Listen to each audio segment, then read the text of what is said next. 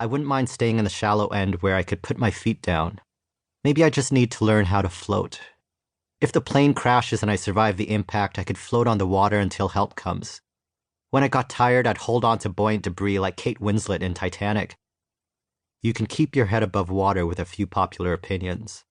You don't need to look into the faces of slaves in photographs. You get it. Slavery bad, equality good, respect black people. If you're black, you believe that your experience excuses you from understanding exactly what happened back then. You're black and that's enough. This one's tricky. Your experience is important, yes, but it's not everything. When you position yourself in history, you enter into a community of people with similar experiences, and you observe how the racial climate changes over time. For white people, it's worth learning some history and theory and more. It's worth having experiences of disorientation and discomfort as a means of empathy and as a way of accessing courage, which only grows from challenge and exercise. 6. I have a sensitive bladder. I'm concerned that in a moment of stress I might piss in the pool and get banned forever. For starters, don't piss in the pool. There are places for that. Don't contaminate discussions by trolling around and advocating on behalf of the devil. Not pissing in the pool is for your own good too. There are internet forums full of piss. I doubt you want to swim in the putrid opinions of narrow-minded folks. If that's what you want, you probably shouldn't be swimming. You probably should find a community of kinky people and have them piss on you. Although I've wanted to swim for an embarrassingly long time, I have no ambitions to be a lifeguard. In fact, if you told me that I should learn to swim so that I could save other people, I'd say, great, but what's in it for me? So much for the kindness of my heart. Of course, you're more likely to leave comfortable ignorance behind if there is a benefit to you and not just a benefit to other people.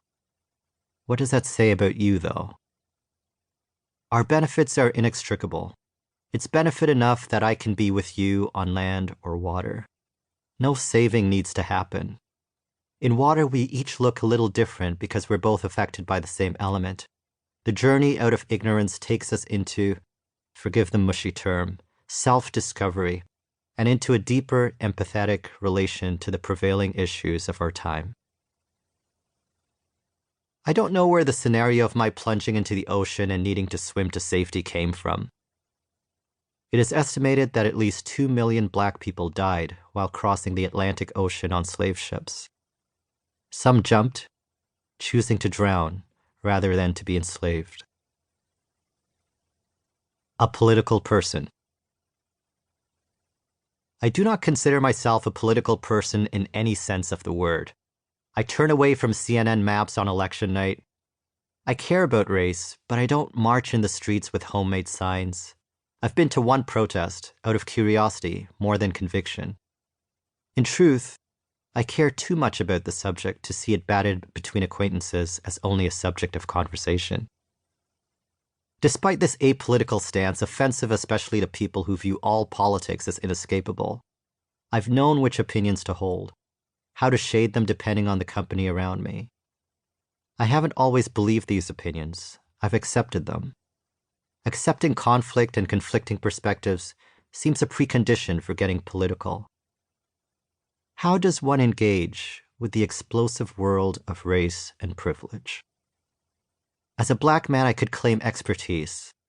Race is one of the few places where white people actually defer to black people without challenge. White people think race lives in black bodies. They don't see whiteness as having meaningful contributions to make to racial conversations. The belief that race lives only in certain bodies is a powerful acknowledgement that the structures we live in are racist. Knowing this dynamic, and hesitant to take on the extra work of carrying race for white people, I've protected my little life for the most part, though I sometimes subject my experiences to the glare of theory and terms, to the words microaggression and anti-racist.